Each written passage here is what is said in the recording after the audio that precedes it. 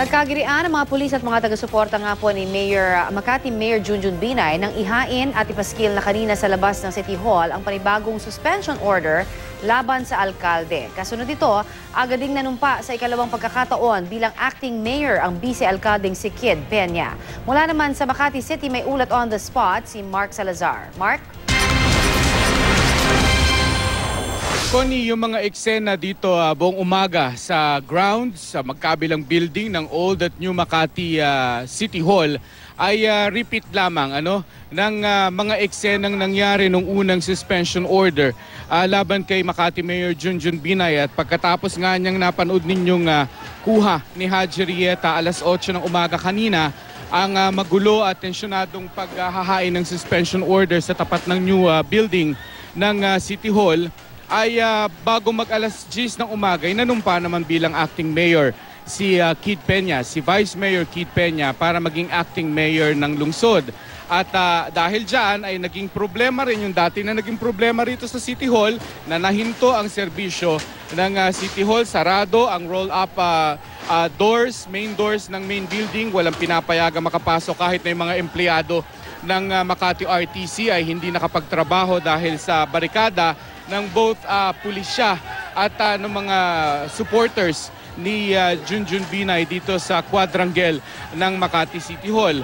At ngayon naman, kung yung bibisitahin pagkatapos ng tensyonadong umaga na yan, Connie, ay nakatikas pahinga naman ang magkabilang panig. Ang mga pulis ay kasama rin ng mga supporters si Binay na nakaupo sa mga tent na nakaset up dito sa quadrangle.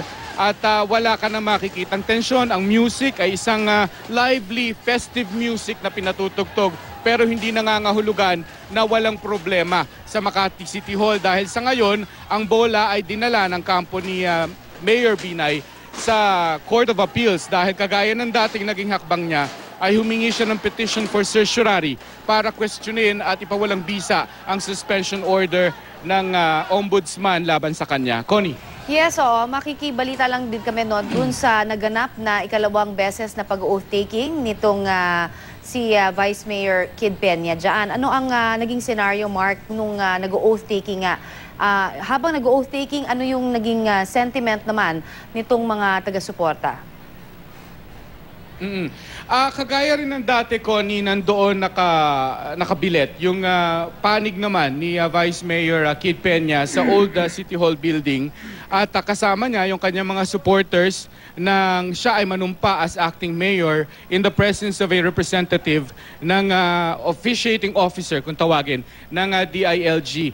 Supposedly at 9 o'clock, immediately after i-serving suspension order dito sa new building, ay manunumpa si Kid Peña bilang acting mayor. Pero nung pumepwesto na siya in front of the cameras para gawin yung panunumpa na iyon, ay pansamantala siyang hininto ng kanyang mga abogado sapagkat may mga paperworks pala yan.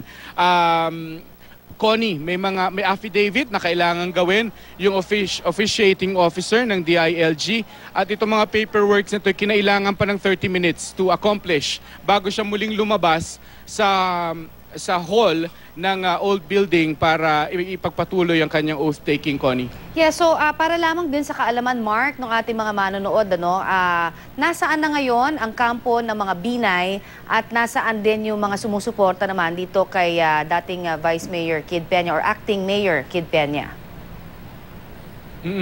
Si Mayor Junjun Binay, simula pa nung magsimula ang gulo na ito, yesterday ay hindi na ito umalis doon sa 23rd floor sa opisina niya dito sa main building. At kanina, bago mag-alas 10, dumating din si Senator Nancy Binay para samahan siya doon na bahagya ng mga dumaan muna sa mga supporters si Binay. Ang mga supporters si Junjun Binay ay ang nag-ookupa ng City Hall Quadrangle sa tapat, sa pagitan ito ng old and new building.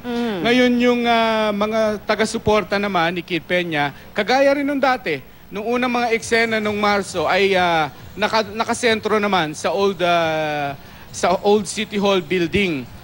Siyempre, kagaya nung dati ay mas marami yung makikita mong supporters ni Junjun Binay na naandito sa kabuuan ng quadrangle at ganun din ang mga taga-suporta naman ni Kid Peña sa kabilang building ay yung mga dati niyang kasama.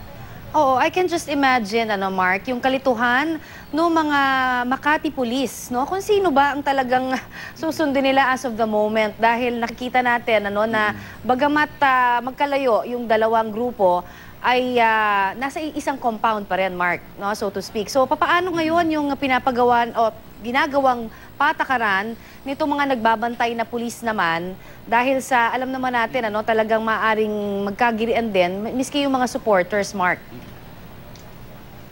Pag tinanong mo yung mga pulis na nakabarikada rito sa quadrangle, ang kanilang direct orders will come from their ground commander, si Colonel Hamyas yan. Hindi sila kukuha ng anumang utos mula sa dalawang partido. Isang mayor na pinipilit niyang mayor siya at isang acting mayor na pinipilit niyang acting mayor siya will not give any instruction from the police dahil hindi rin nila ito tatanggapin ng mga pulis. Malinaw ang instruction sa mga pulis na ang mga utos sa kanila ay manggagaling sa itinalagang ground commander dito ng Eastern Police District at yan ay si Colonel Hamyas. Of course, Colonel Hamyas, nililinaw niya naman simula pa kahapon, ang orders naman niya ay manggagaling of course sa DILG, ang mother agency ng PNP. Okay, para lamang din sa kaalaman, Mark, sa aking huling tanong na lamang, nandyan pa ba si VP Binay? Wala na. Kagabi siya, around 11 o'clock daw nagpunta rito, na naging issue rin yan, yung sinasabing nagkaroon naman daw ng tensyon naman sa pagitan ni Vice President Jejomar Binay at ng grupo naman ni Colonel Hamyas na nagbatuhan din ng akusasyon na sinasabi kesyo daw. Sabi ni Colonel Hamyas ay pinitsarahan daw yung kanya mga pulis ni Vice President na dinideny naman ng tagapagsalita ni Mayor Junjun Binay, si Joey Salgado, at kanina rin ni Senator Nancy Binay na hindi raw ginawa ng kanilang ama. Wala ngayon si Vice President Binay dito. Alright, maraming salamat, Mark Salazar, sa iyong update at ingat kayo dyan.